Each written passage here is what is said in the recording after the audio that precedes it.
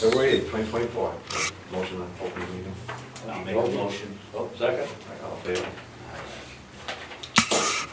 The first thing we have is the minutes from January 18th. Take a quick second to look at that.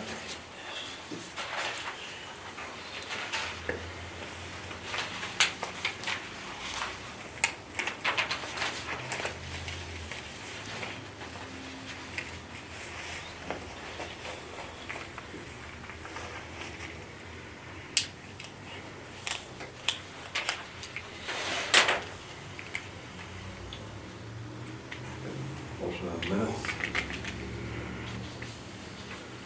Make a motion to accept the minutes. Second. I will not go ahead. I'll second it. All in favor? Aye. No meeting mail, no appointments. The National Golf Foundation update. Had a long discussion with Richard Singer last week about it. We went through some of the things that he was revising and updating and clarifying. Such as, the enterprise fund and some of our charges, clarifying when that debt would be paid off, when you feel that things, if things continue to move forward, when if any kind of construction takes place. Just kind of adjusting some of his forecasts based on that. He's away on site at a golf course in another state this week. He's going to have his revised draft to us next week.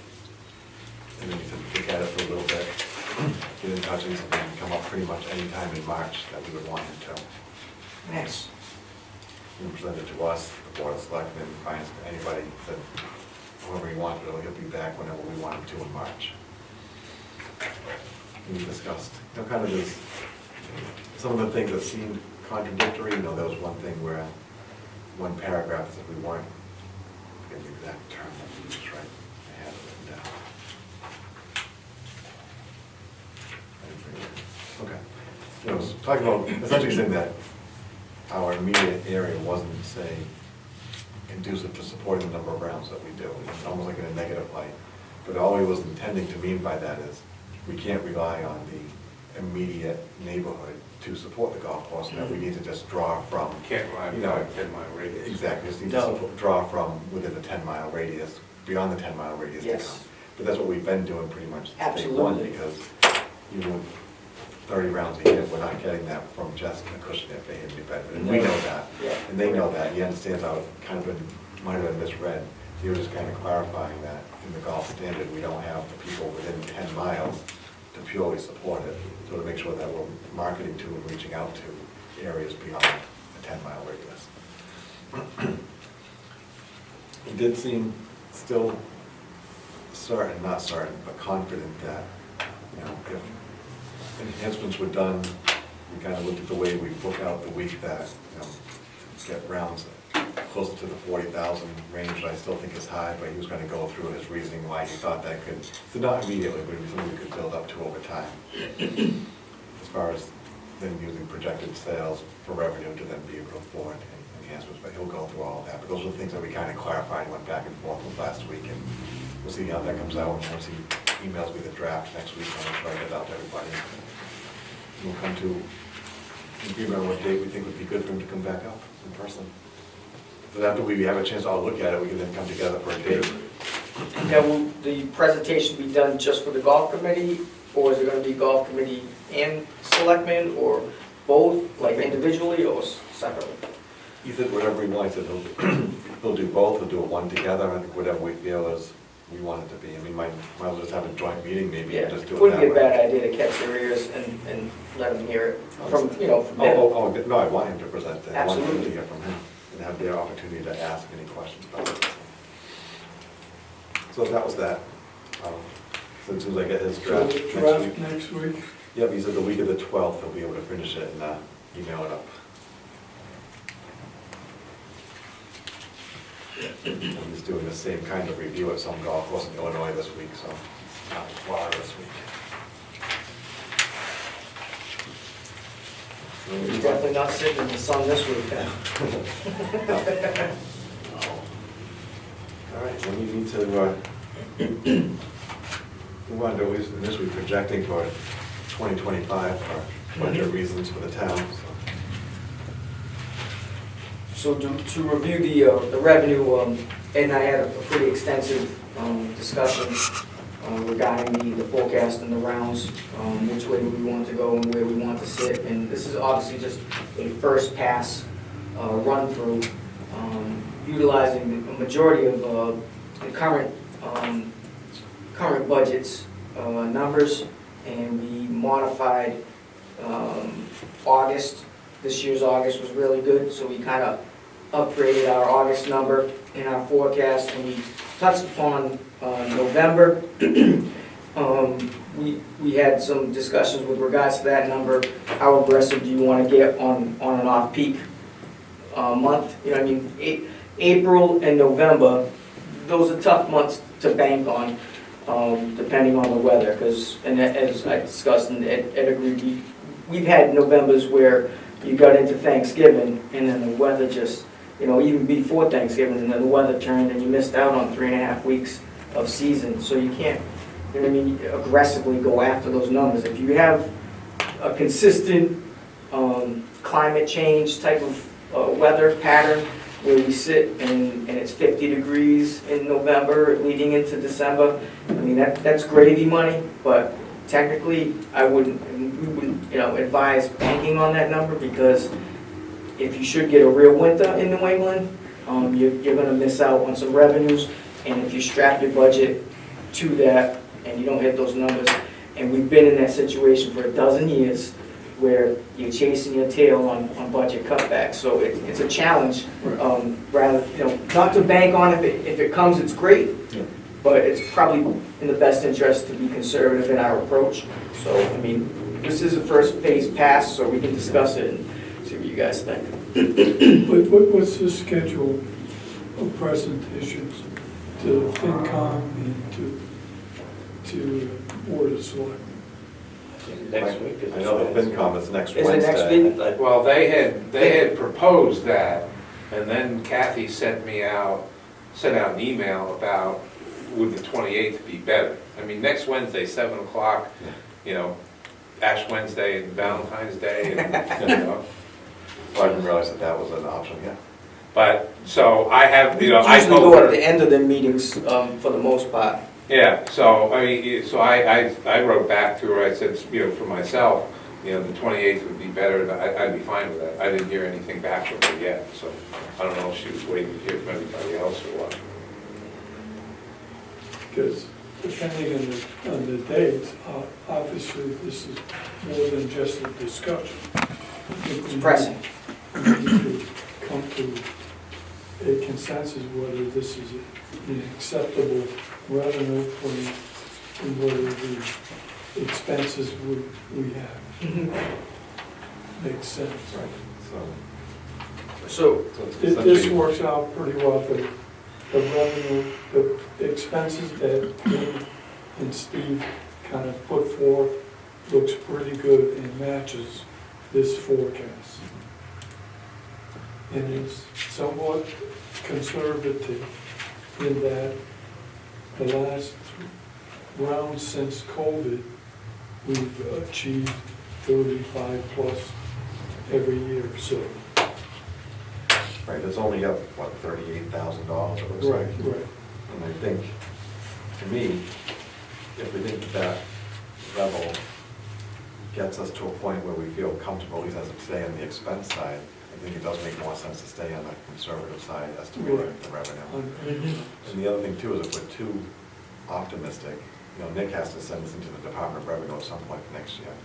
As an enterprise fund, you need to be able to justify your estimated revenue, right? So if we were too optimistic, there could potentially be the chance that they'd say that they don't agree with it. So I think 38,000, 2% isn't around we've been doing year in and year out. I don't think it's unrealistic. And at 2%, if that lets us go within what we think would be okay on the expense side, I think it's a good first pass at it.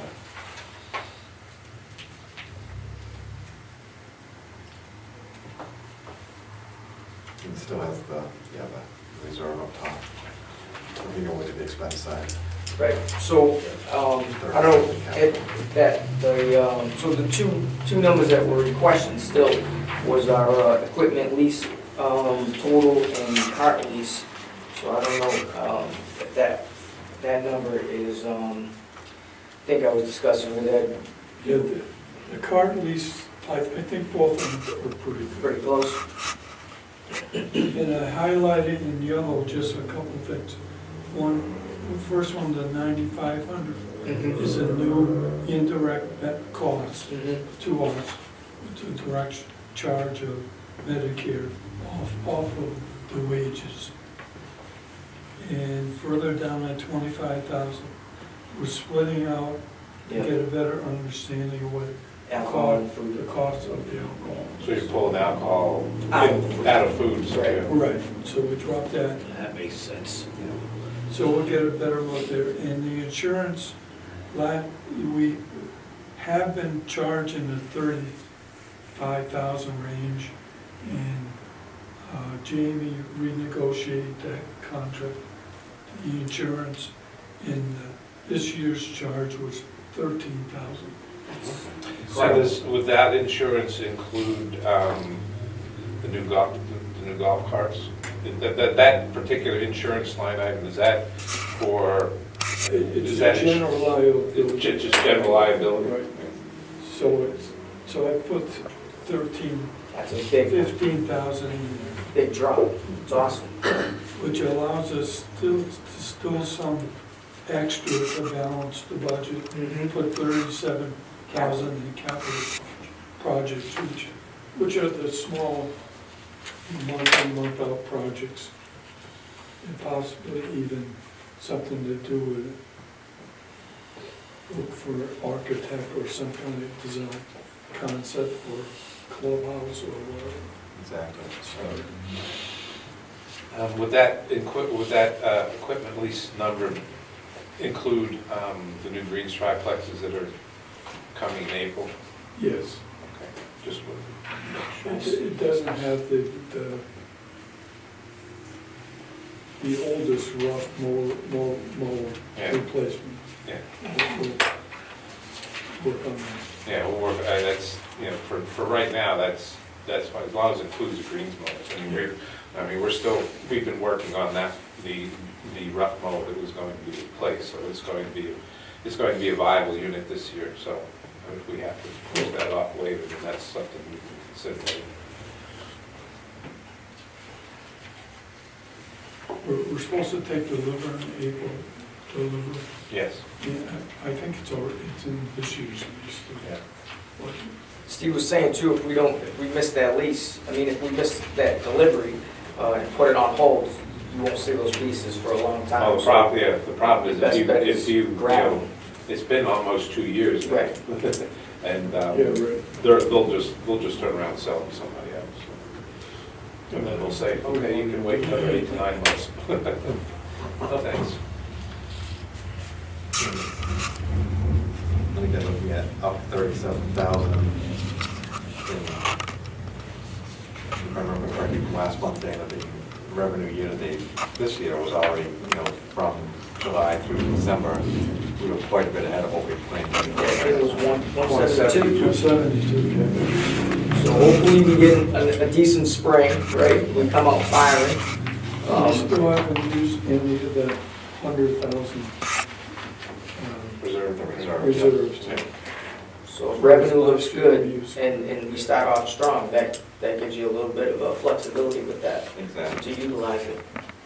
So to me, I think this is a good point to start. We, by consensus, agree with this, to at least put this forward to the finance committee and the selectmen. And unless anybody else has anything else jumping out at them, I think it's a good one to start.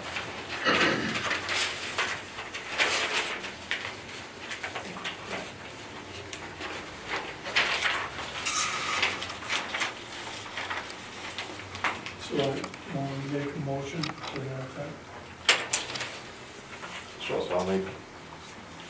I make a motion to set a revenue forecast plan of 33,649 rounds with a revenue of 1,849, 327. Motion. Going once. I'll second it. Seconded by John. Any other discussion on that? All right, all in favor? Aye. So just food for thought, we just, if you don't, you know, I mean, if you don't want to take it on tonight, I put together some ideas moving forward, possibly for our next meeting on rates and impact. So we can kind of, you can take a look at those, digest them, and we can table it and review it at the next meeting. I think I did need to ask that question. So even this estimated revenue is on the same current rates, correct? Correct. That's what I just wanted to make sure. That is good. We'll take a look at this next time we can make an official item on that. Man, you managed to get the seat. I know, I working under pressure, trying to get some printers and drivers up to speed. I guess just have a maintenance update of what's been happening in the past few weeks. I just a couple of things, the majority of which is touched on briefly in the status report there.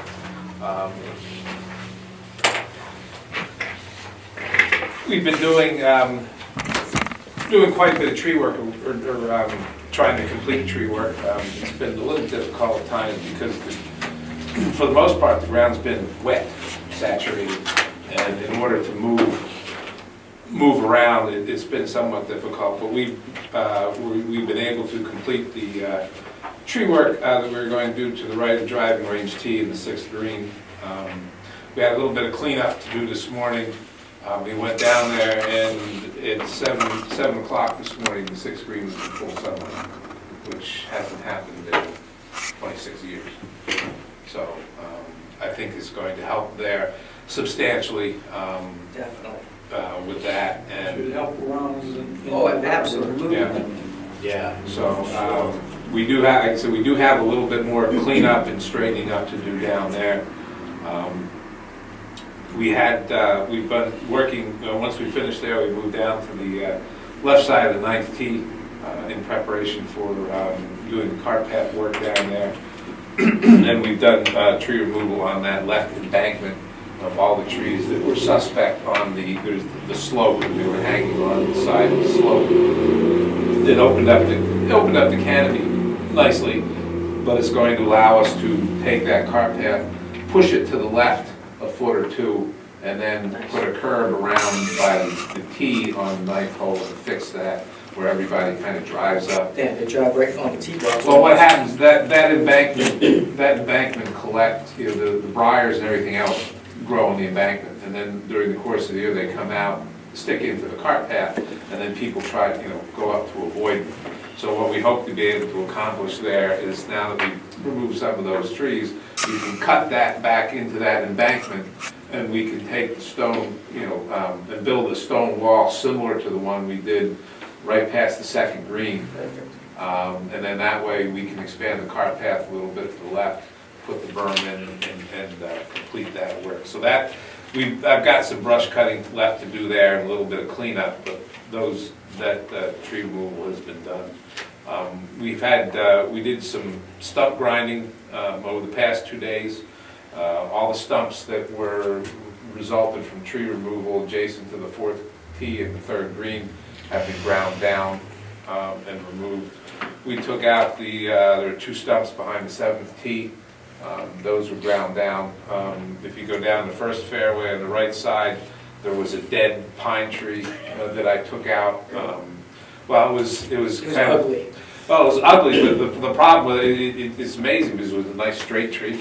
But the problem with the dead trees is you have no solid wood in the tree. So even though you make the appropriate cuts, you really don't know where it's going to go. Luckily for me, I was able to angle it towards the cart path in the 18th, but as soon as it hit the ground, it just exploded, stuff went everywhere. But we ground that stump down, and then we took them over to adjacent to the 10th green and the 11th tee where we had done that tree removal, and got all those stumps ground down so you can't see the stumps anymore. So really good. I was out, Tim Garris stopped by this afternoon, we were out looking at bunker work and stuff. And he was impressed, to say the least, with the tree removal, but also how it opened up the view of the hole. And the other day, we were out this morning, taking the stump folks down and getting them set up, and it was about 8:15.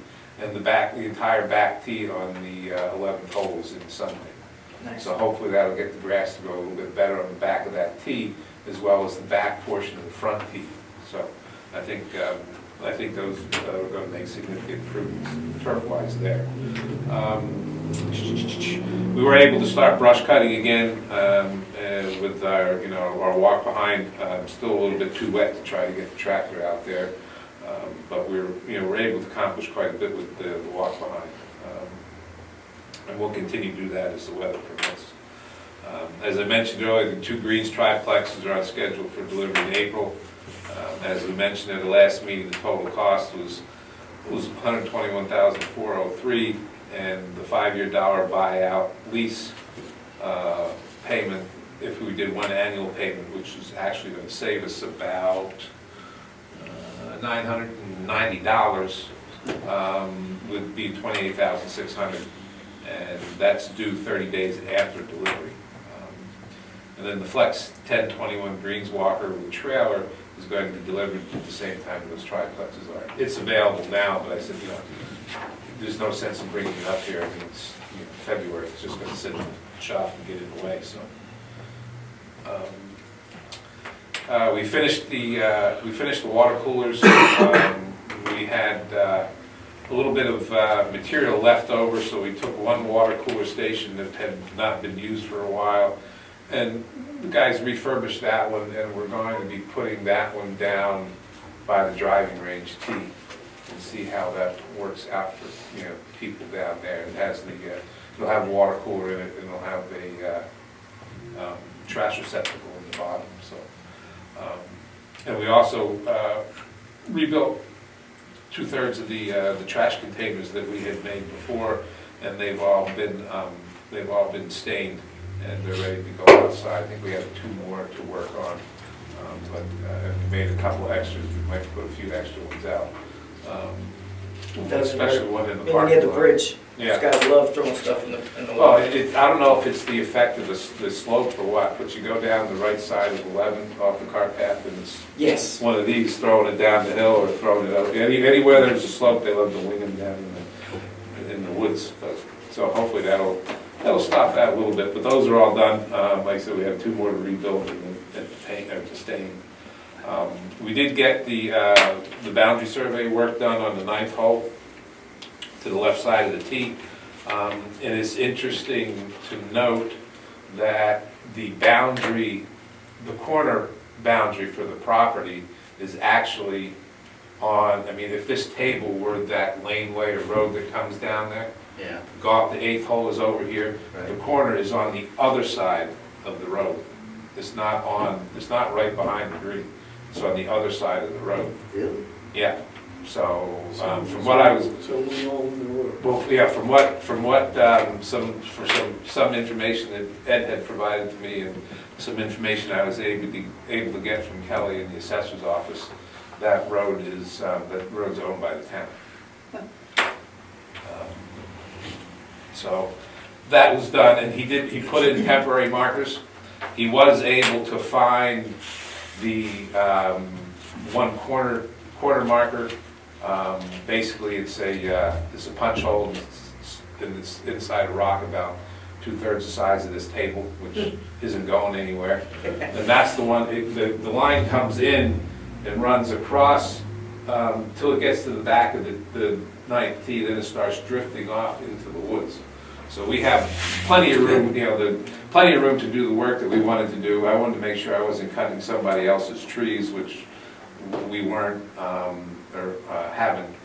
And so we're in good shape over there. And then what we're going to try to do in the spring, when we get up there, is put in some more permanent markers so we don't have to have that surveyed again. I didn't carry, we probably went 10, 15 yards in front of the 9th tee because the line started going down, and then it hit that, it goes down to that rock, and then it cuts back a little bit, and then it just runs all the way down to the entrance road. So I didn't see the necessity of having to do all that.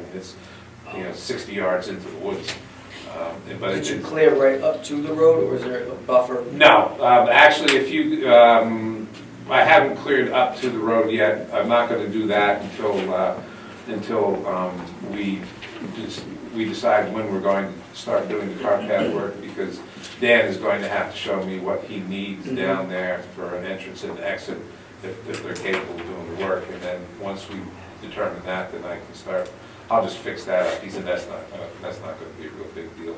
It's funny because there's that slope, and it goes up, then the property line, and on the other side of the property line, there's a road in the woods that's been there. One of the fellows that works for us is, born and raised here and used to live down close to that area, and he remembers all that stuff from being a kid and what it used to be before the golf course was built.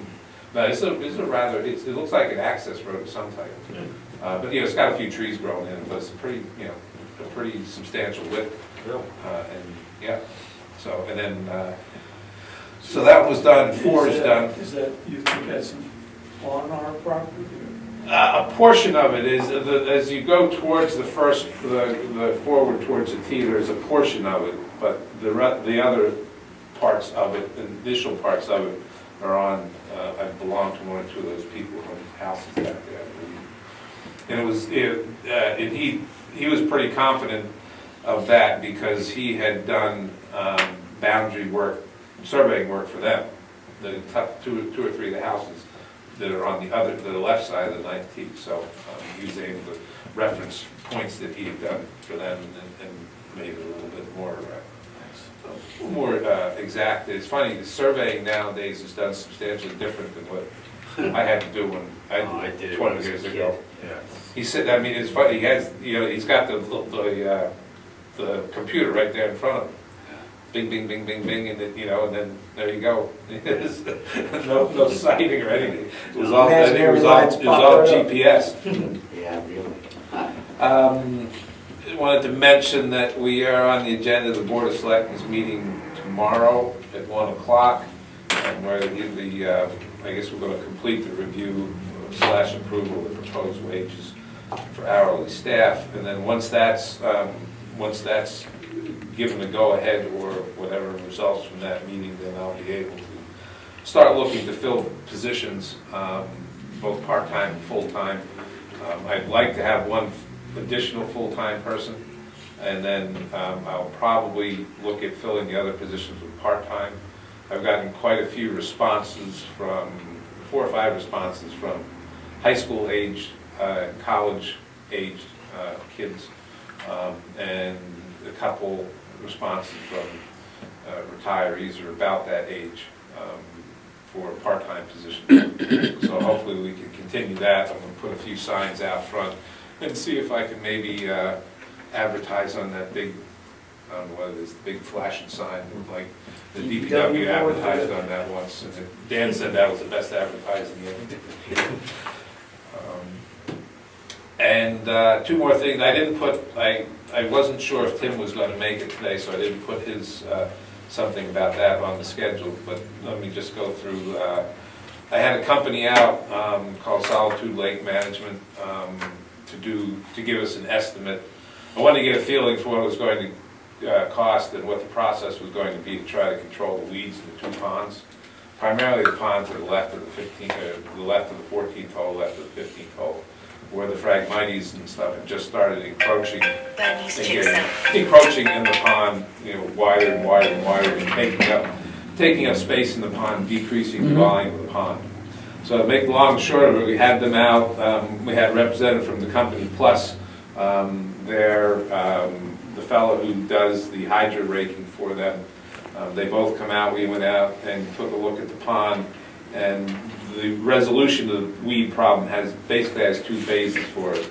One is an herbicide treatment that occurs approximately 6 to 8 weeks prior to hydro raking, and that would be sometime, if we were capable of doing it, that would be sometime in August or September. And what that does is that kills, that'll kill the pond weeds from the top down, gets into the roots. So that's why I have to let it sit there and wait 6 to 8 weeks. And then once that's done, they come in with a hydro rake And the hydrate is basically a big, it's kind of like an excavator with a claw on a float. And it reaches in, it grabs the material and it pulls it out. And then once it pulls it out, it picks it up and it puts it on the embankment. So we figured we'd have to have two dump areas, one at one end of the pond and one at the other, because it'd take you significantly longer if you had to grab material from one end and drive the machine all the way back to the other end and drop it off. So in the end, those are the two phases. The first phase, the herbicide treatment, an estimated cost is $3,750. 350 of that is for an applicator, a Massachusetts application license to make that to allow the company to make that application. They're a nationwide company, so they do this work. They've done courses down the Cape, and they've also done courses up and around outside of Boston. I asked them for a reference list. And then the second phase, and then after the 350, there's 3,400 for the actual treatment itself, which was the material and actually, having them go out there and do it. Then the second phase, the hydro raking. Now this is considering both ponds. I'm not necessarily that sure that we need it in the pond close to the pump house at this time, because it's not quite as bad. So we might only have to do a portion of that. But the cost for the hydro raking is $24,500, which obviously would have to go out to bid because it's over a certain amount. Then again, for the only thing that we would be responsible for with this particular company's quote or estimate is taking protection of the ground and disposal of the materials that remove from the hydro raking process. So I would have to speak with the folks, with Dan, and see if that would be something that they would be able to do. Basically what you would do is, I don't know if our machine could do it because it might not lift the material as high, but once they put the material on the embankment, you just pick it up and put it in the back of the truck, drive the truck away. So ground protection is basically to protect the ground from the trucks going back and forth and back and forth. And what we may have to do is look at using, possibly using the excavator to do something like that, because, our machines just can't lift high enough to get them into the bigger trucks. We could use the smaller trucks with our machine, not have a problem, but then that increases the number of road paths you have to go back and forth, the number of runs you have to make. What kind of a machine do you use for that, this hydro raking? It's kind of like a mini excavator that sits on floats or pontoons, and they'll bring it in, and then they bring it over, and it goes into the water, and then they steer it over to where you're going to hydro rake. I'll get a couple pictures from it, and it has an arm on it like the excavator, and it reaches out and rakes the material. And once it gets a load, it picks it up and it'll put it up on the embankment. So, and then it'll just go back in and start raking again and pulling it out. And the hydro raking process is something that a lot of companies do, but you do have, I'm sure there'll be others ones than this one that might be interested in coming out looking and putting a bid when we get to that point. Any impact on the line? That was my question, and they've done lined ponds before, and the only concern you might have is depending on where the roots of the Phragmites have gotten to, whether or not they've gone into the line. And what happens over time is because of water movement, what have you have material sloughing off and kind of building a little, environment or dirt base on top of the liner, and then the weeds start growing in that. And by the weeds growing and then dying and then sinking into the water, you build a bigger mat and a bigger mat, and then of course you get more weeds and more weeds. So the predominant number of the weeds may be just sitting right on top of the liner, but they've got a big mat. I mean, it's kind of, I don't know if you're familiar, if you look in places like Alaska and stuff, they have the verdure or the deep sphagnum that you can actually cut out in squares, and it's kind of like that. because it grows on top of the permafrost and other stuff, which you can't penetrate, but you can cut it out in squares like they cut sod for Bermuda grass. Same thing with this stuff, it sits right on the top, and once you start raking and pulling it, I think once you get a hold and start moving, then it comes out, I'm not gonna say easy, but it comes out, you know. And they said it'd probably be a 2 to 3 day process, depending on how quickly it came out or not. So, I mean, it's something, you know, the other thing we would be doing before that, and I'm gonna do this just for the future, is reach out to the chairman of the Conservation Commission and speak to him in regards to a pond management program, and then, you know, pass this by them and see what their thoughts are on this, and get some input from them prior to actually even thinking about going out, you know, specifications, bid documents, and that type of deal. And then the last thing I had was that Tim Garrish did stop by today. We went out and we looked at the bunkers on 3, 6, and 10, and we also took a quick swing by the 7th Street and looked at the right side bunker there. He took some pictures, we had some ideas, and discussed, you know, he's going to get some topography so we can look at where we would be needing to direct water. And we did a little excavating in the bunker on the lip of the bunker on the 10th hole. There must be, I don't know, 8, 9 inches of sand up on that edge by the green anyway. So he's had some good ideas about reshaping, directing the water away. You know, the right side of 6 might pick up the floor a little bit to give a better angle for people to play out of, but also to get that up where we can drain it out and it doesn't sit there like a pit. The embankments aren't that bad in places, but a lot of them, you know, especially down on 10, they go up and down and up and down. And if we can get the edges rebuilt, then we'll cut back in, take care of that embankment, reshape it, and, you know, put an appropriate liner in it. You know, my suggestion was a capillary concrete. There are other types of bunker liners out there, but this one seems to work fairly well. How thick is that, Steve? Capillary concrete's it's anywhere from 2 to 3 inches.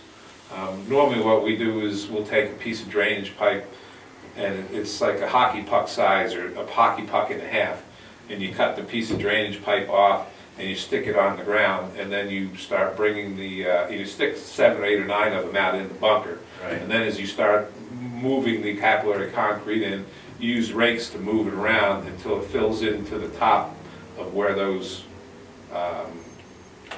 pieces of pipe are. Right. Then you just pop those out, and it fills in, and then you get your depth. That's the easiest way to do it. And because of the way, I mean, when we did 18, it was kind of nice because Dan Tibbetts he's really good with an excavator. So we just backed the concrete truck down, and the concrete truck filled the excavator bucket with the material. Yeah. And then he would be telling the guy who was pumping it out whether he wanted, you know, a wetter mix or a drier mix, depending on how it was coming out. And then he'd just take the excavator bucket, swing it around, and start spreading it, and then our guys would just rake it out and work it out pretty good. And then once it dries, then you can get in there and put the sand back in. Water goes through it, so it goes out through the drains and what have you. How long ago did we do that? 18? Well, Brian Noble was here, so it must have been 2018, 2019, I guess. And the only problem we've had with that bunker is where people have been walking up the face and knocking sand off it. Now, we're gonna go in there and probably put a little bit more sand in there this year and spread it out onto the face a little bit more, because it's all, you know, they've all, by walking up, when they walk up, it sounds kind of odd, but when they walk up, the force of their feet going up pushes the sand down to the bottom. And you can only push so much up with the rake, so we're gonna have to get in there and maybe use our bucket and spread some on the face and thin it out.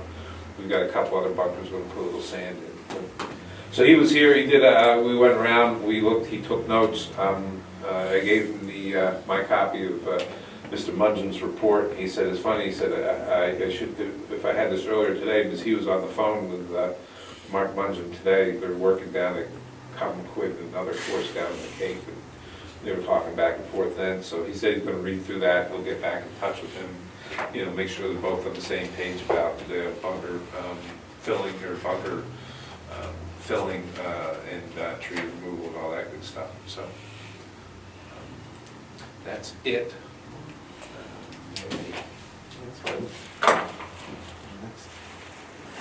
For our agenda, Question, grill, what's up? Yeah, Steve and I were talking about maybe doing a flat grill on one side and If you wanted the combination, I mean, you might know better than me. I don't know. As long as it's capable for handling what you need to handle. Yeah. You know, size-wise and where, you know, where we could, where we should look to get it and whether or not, and whether or not, and we just want to make sure that they're going to accept our, you know, way in which we bill. Process. I mean, you know, It'd be a while. you have to give us, you know, we have to get an invoice and then we have to get a, you have to get approved, they get an invoice. no COD. All that, yeah. But I don't know, the reason I suggested is because everybody seems to like the flat tops, and it might give you a little bit more, Yeah, flexibility. Flexibility. Cooking It stuff. gives you a lot more to flexibility. Yeah. do stuff, and then you have, both sides of stuff. stuff too. Because the way the kids I have them trained is, we'll set up foil as a flat side, and they'll cook, and then they'll set stuff aside. This will give you that opportunity that you just come in, use it as you need it. Just as long as you have enough, you know, it's big enough for what you need to have. Yeah, that was the other thing too, I mean, Mike. I gotta be honest, with the price of beef, the demand for steak dinners has dropped drastically. Because nobody wants to pay that price for ribeyes. It's just, you know what I mean? $8 a pound. Yeah. At least. You're looking at $35 steak dinner if you want a really good. And the only group that is, and they even shied away from it this year. Usually the Acushnet PD, they're like, yeah, we want a thick cut of ribeye. And then they were like, you know what, we've been doing that for 20-something years. We don't want to do it anymore. We want to do something else. Maybe we So- should get a flat top combination rotisserie, just do a roasted pig or something. Well, you could do that, you could carve it up, right? Show us how to do that? Yep. Sure. I hadn't butchered anything. I took a butchering class in college and I was pretty good at it when I was a bachelor. Is But that why you can cut trees away? chainsaw worked good. Bring it down. I don't know, I saw the other day, I saw one of those Hawaiian luau things and that guy, it took him about 15 minutes to cut that thing up and spread it out. I mean, he was just boom, bang, done. You can do that, pig roast, chicken Yeah, sure. rotisserie. What's the one the Greeks do where they take it and they pile it up on a thing and then they slice it off? That's, That's the name of that truffle. yeah, that's, you know what that is? That's meat that they shave Yeah, and they stack. they stack it, yeah. Yeah, and they let it sit a day, and then they'll And then they'll put as I see the sauce and stuff, they put it, yeah. Slow cook. Yeah, that That's sounds good. awesome. Yeah. You should run a sample when I'm meeting. Yeah, okay. We can do that. Should we try and set, we have the month of March, right? Do we need to wait? Do we even? I'll be back the second week of April, so. Should we kind of wing it and see if we need to, and then either the three of us would be a quorum if we needed to do something? I guess I'll be gone 2 weeks in March. To be gone. Well, you'll be around, hopefully, before you leave, we'll have our results from FinCom, and we can kind of discuss Yeah, should have that that via before email. you- If that's anything worth meeting, we can make a determination. And, You're right, if we feel like we need to, then if we can squeeze it in, the three of us could meet if we had to actually vote on something, otherwise, like a consensus of working with this. Mhm. Sounds good. That's it. This motion to adjourn. I'll make a motion. All in favor? Good night, thank you. Well, that's it.